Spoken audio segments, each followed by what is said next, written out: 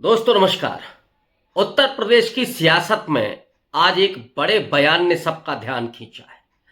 दरअसल कांग्रेस पार्टी और अखिलेश यादव के बीच कुछ नेता जो धींगा मुस्ती कर रहे हैं, उससे ये लग रहा था कि कहीं 2027 तक आते आते उत्तर प्रदेश में इंडिया अलायंस बिखर न जाए। कांग्रेस पार्टी उत्तर प्रदेश में न सिर्फ सक्रिय हो रही है, बल्कि इमरान मसूद जैसे उनके नेता लगातार समाजवादी पार्टी को घेर भी रहे हैं, सवाल भी खड़े कर रहे हैं। इमरान मसूद ने तो यहां तक कहा कि कांग्रेस पार्टी को एक सम्मानजनक सीटें मिलेंगी तभी वो समाजवादी पार्टी के साथ चुनाव लड़ेंगे।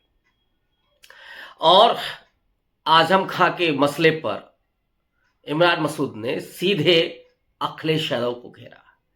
इसके बाद तो कुछ चीजें ऐसी लग रही थी कि कहीं सपा और कांग्रेस के बीच ये तलखियां ज्यादा मजबूत ना हो जाएं, ज्यादा तेज ना हो जाएं।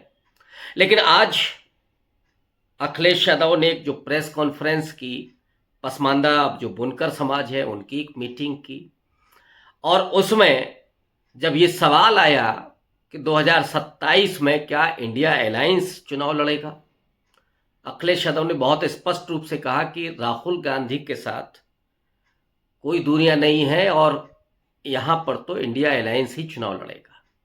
यानी कांग्रेस पार्टी के साथ मिल करके ही उत्तर प्रदेश में समाजवादी पार्टी चुनाव लड़ेगी।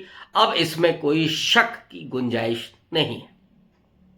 समाजवादी पार्टी की तरफ से भी कई बार एक दो नेताओं ने राहुल गांधी पर भी टिप्पणी की या कांग्रेस को और दूसरे मोर्चे पर घेरने की कोशिश की। उसको भी माना जा रहा था कि कहीं ये तलखियां तो नहीं बढ़ रही हैं, दूरी तो नहीं बढ़ रही है, लेकिन असल में साथ रहते हुए भी जो एक कश्मकश होती है, अधिक सीटें कौन लड़ेगा, कौन मजबूत दावेदार होगा, इसके लिए सारी कश्मकश होती है। 2024 के लोकसभा चुनाव में हम लोगों ने देखा कि वहां कांग्रेस पार्टी और समाजवादी पार्टी के बीच जो एक तरह से कम्युनिकेशन गैप था, उससे ये लग रहा था कि गठबंधन होना मुश्किल है। लेकिन अचानक प्रियंका गांधी और राहुल गांधी के आने से और अखिलेश यादव के साथ जो संवाद हुआ, उसने सारी वो तलखियां और सारी आशंकाएं खत्म कर दी और कांग्रेस पार्टी 16-17 सीटों पर चुनाव लड़ने के लिए तैयार हो गई। उसमें से 6 सीटें उसने जीती भी। इसका एक बड़ा फायदा समाजवादी पार्टी को भी मिला, कांग्रेस पार्टी को भी मिला, इसमें कोई दो राय नहीं है। अखिलेश यादव ने 37 सीटें जीती, अपने पार्टी का सबसे बड़ा रिकॉर्ड बनाया, अपने पिता का भी एक तरह से रिकॉर्ड तोड़ा उन्होंने। और कुल मिलाकर के बीजेपी का जो मंसूबा था उसको ध्वस्त किया। 2 बैसाखियां बीजेपी की हैं, एक नीतीश कुमार, दूसरे चंद्रबाबू नायडू, और 2 राज्य हैं जिन्होंने बैसाखी लगाने के लिए मजबूर किया, एक उत्तर प्रदेश और दूसरा महाराष्ट्र। दोनों ही राज्य दलित बहुजन राजनीति को लेकर के बेहद मजबूत माने जाते हैं। महाराष्ट्र बाबा साहब की धरती है और वहां पर जिस तरह से अंबेडकरवाद का प्रभाव है, संविधान को लेकर के जागरूकता है। उत्तर प्रदेश में तो मानवर कांशीराम जी की राजनीति रही, फिर उनके साथ मुलायम सिंह की राजनीति, दोनों लोगों ने मिलकर के चुनाव लड़ा और बीजेपी को शिकस्त भी दी गई। लेकिन 1995 का जो गेस्ट हाउस कांड हुआ, उसके बाद परिस्थितियां बिल्कुल अलग हो गई। और अटल बिहारी वाजपेयी की वो बात जिसमें उन्होंने कहा था कि मुलायम सिंह और कांशीराम हमारे पैर में गड़ने वाले 2 कांटे हैं, और फिर जब गेस्ट हाउस कांड हुआ उसके बाद अटल बिहारी वाजपेयी का स्टेटमेंट था कि हमने कांटे से कांटा निकाल दिया।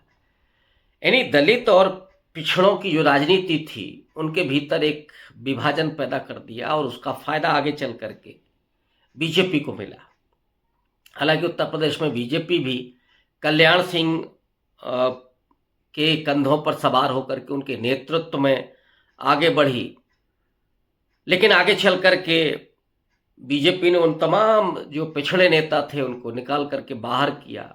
वो कहाँ गए विनय कटियार, उमा भारती और ये कल्याण सिंह, वो सारी उस समय की लीडरशिप वो बाहर चली गई। अब केशव प्रसाद मौर्य या दो चार इस तरह के चेहरे हैं जिनके नाम पर पॉलिटिक्स होती है। हालांकि ओबीसी चेहरे के रूप में नरेंद्र मोदी अपने आप को आगे ज़्यादा रखते हैं।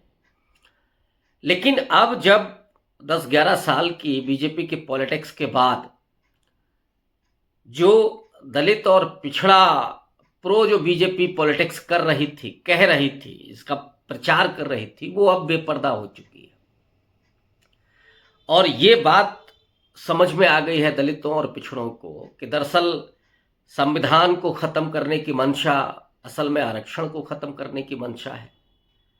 और जो एजुकेशन का अधिकार मिला, जो नौकरियों में जाने का अधिकार मिला, वो सारा अधिकार बीजेपी छीनना चाहती है। और इसीलिए उसने सबसे पहले संविधान पर हमला किया। लेकिन इसी संविधान को जब राहुल गांधी ने अपने हाथ में लिया और इंडिया अलायंस ने उसे एक बड़े मजबूत विचार के रूप में सामने रखा कि हमारी लड़ाई संविधान को बचाने की लड़ाई है, लोकतंत्र को बचाने की लड़ाई है, तो उसका एक बड़ा लाभ लोकसभा चुनाव में हुआ। अखिलेश यादव ने जो बात कही कि वो कांग्रेस के साथ चुनाव लड़ेंगे, राहुल गांधी के साथ हैं, इसके पीछे एक और कारण है। 2022 में समाजवादी पार्टी जिस तरीके से बहुत मजबूत दिखाई पड़ रही थी, वो समाजवादी पार्टी जिसके प्रचार में हुजूम आ रहा था, लेकिन बीजेपी ने बहुत जानबूझ करके अपने गोदी मीडिया के जरिए चुनाव को 1-2-1 कराया। यानी बीजेपी के सामने केवल समाजवादी पार्टी, बीएसपी चुनाव में पिछड़ती चली गई। नतीजा ये हुआ कि बीजेपी को फिर से बड़ा बहुमत मिला।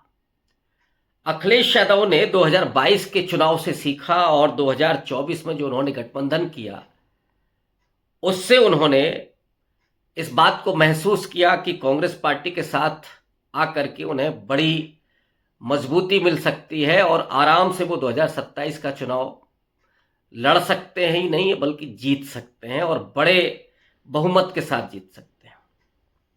और इस समय के जो हालात हैं, योगी सरकार में जो आरोप लग रहे हैं सपा की तरफ से भी कि यहां अति पिछड़ा बहुत बुरी तरीके से प्रताड़ित किया जा रहा है। कई घटनाएं इस बीच में आई हैं, जिन घटनाओं में जो लोग शामिल रहे हैं उन्हें सत्ता का संरक्षण मिल रहा है, ये बताया जा रहा है। डिप्टी सीएम पहुंच रहे हैं, सीधे तौर पर खुले तौर पर वो संरक्षण दे रहे हैं और इससे जो न्याय मिलना चाहिए, जो विक्टिम है, उसके साथ न्याय होते हुए दिख नहीं रहा है। प्रशासन पर जब दबाव बढ़ता है तो ऑब्वियस है कि उससे न्याय प्रक्रिया बाधित होती है। ये जो आरोप हैं वो बीजेपी को कमजोर कर रहे हैं और अति पिछड़ा समाज जो बीजेपी के साथ खड़ा रहा पिछले 2-3 चुनावों में, अब वो अति पिछड़ा समाज उस प्रताड़ना की वजह से, उसमें चाहे राजभर हो, चौहान हो, बिंद हो, निषाद हो, केवट हो, मल्लाह हो, राठौर हो, उसमें आपका पाल हो, ये जो समाज है, ठाकुर नाई समाज है, विश्वकर्मा, लोहार, ये तो बड़ा, ये जो समाज है, जो गरीब है, अधिकांशतः अभी उसे आरक्षण का वो लाभ भी नहीं मिल पाया। अब असल में उस पीढ़ी के लोग यहां से निकल करके आ रहे थे जिन्हें आरक्षण का लाभ मिलता, लेकिन उस आरक्षण को जिस तरीके से रोका गया तो असली नुकसान तो इस अति पिछड़ा समाज का हुआ, जो अब वहां पहुंच चुका था जब उसको मौका मिल रहे थे, मिलने वाले थे। और 27% से ज़्यादा आरक्षण बढ़ाने की बात जब से राहुल गांधी ने की है, तो कह रहे हैं 50% की सीलिंग हम ख़त्म करेंगे, ख़त्म होनी चाहिए। तो ऑब्वियस है कि जब 27% की इस सीमा बढ़ेगी तो इसका फ़ायदा ओबीसी और एमबीसी माने मोस्ट बैकवर्ड कम्युनिटीज़ को भी मिलेगा। तो एक तरफ तो प्रताड़ना है और दूसरी तरफ अवसर हैं वो वायदे हैं, वो राहुल गांधी का विश्वास है। और अखिलेश यादव जिस तरह से फील्डिंग कर रहे हैं, जो फील्डिंग उन्होंने लोकसभा चुनाव में की थी, जिस तरह से टिकट बंटवारे किए थे, एक बेहतरीन रणनीति अखिलेश यादव ने, जहां सिर्फ 5 यादवों को टिकट दिए और उसके अलावा जो मौर्य समाज है, कुर्मी समाज है, इसको टिकट दिए। 2 सामान्य सीटों पर दलित उन्होंने लड़ाए और एक पर जीत हासिल हुई। तो ये जो स्ट्रेटजी राहुल गांधी की है, सॉरी अखिलेश यादव की है, उस पर राहुल गांधी की उस वैचारिकी पर का असर है जो अभी तेजस्वी यादव के यहाँ दिखाई पड़ रहा है। वहाँ मंगनीलाल मंडल को जो प्रदेश अध्यक्ष बनाया आरजेडी ने, मंगनीलाल मंडल अति पिछड़ा समाज से आते हैं। उत्तर प्रदेश में हालांकि वो जो उनकी जाति है वो एससी में आती है, लेकिन बिहार में वो अति पिछड़ा समाज में मंगनीलाल मंडल का समाज आता है। तो अति पिछड़ा समाज को अपना प्रदेश अध्यक्ष बनाया तेजस्वी यादव ने, आरजेडी ने। ये असर राहुल गांधी की उस सक्रियता का, और खुद लालू प्रसाद यादव तो दिग्गज नेता रहे हैं सामाजिक न्याय की राजनीति के, वो उन चीज़ों को बहुत बारीकी से समझते हैं। और ये जो समय है वो पसमानदा राजनीति का, अति पिछड़ा समाज का, नॉन जाटव दलित का, इसको मैं लंबे समय से ही कह रहा हूँ। तो इस बात को अब विपक्ष के पार्टियां भी समझ रही हैं। राहुल गांधी की मुखरता ने इन मुद्दों को आगे किया है, अति पिछड़ा समाज की राजनीति को खास तौर पर, दलितों की राजनीति को खास तौर पर, आदिवासियों की राजनीति को खास तौर पर, महिलाओं की राजनीति को खास तौर पर, तो और माइनॉरिटी का तो ऑब्वियस है कि पसमानदा पर राहुल गांधी ने उतनी मजबूत बात नहीं की है। संभावना है कि आने वाले वक्त में वो इसकी बात करेंगे, लेकिन आज अखिलेश यादव ने पसमानदा समाज की मीटिंग बुला करके एक मैसेज दिया बुनकर समाज में। तो वो वापसी जो मुस्लिम समाज, माइनॉरिटी जो कांग्रेस की तरफ राहुल गांधी को बेहद पसंद करती है, तो इस बात को अखिलेश यादव ने समझ लिया है कि राहुल गांधी के साथ आने से उन्हें बड़ा फायदा है, माइनॉरिटी भी उनके साथ आएगी और एक भरोसा जो सामाजिक न्याय की राजनीति का है, अति पिछड़ा समाज को, दलित समाज को, उसका भी फायदा मिलेगा। तो जो अखिलेश यादव की स्ट्रेटजी है बहुत सूझबूझ भरी है, और इसी संदर्भ में उनका ये स्टेटमेंट है। इससे बीजेपी की परेशानी बढ़ेगी, ऑब्वियस है। अब देखना यह है कि बीजेपी इसका क्या काउंटर करती है, और कांग्रेस पार्टी की तरफ से तो सहमति ही दर्ज होगी। ये अखिलेश यादव का वक्तव्य पर। शुक्रिया।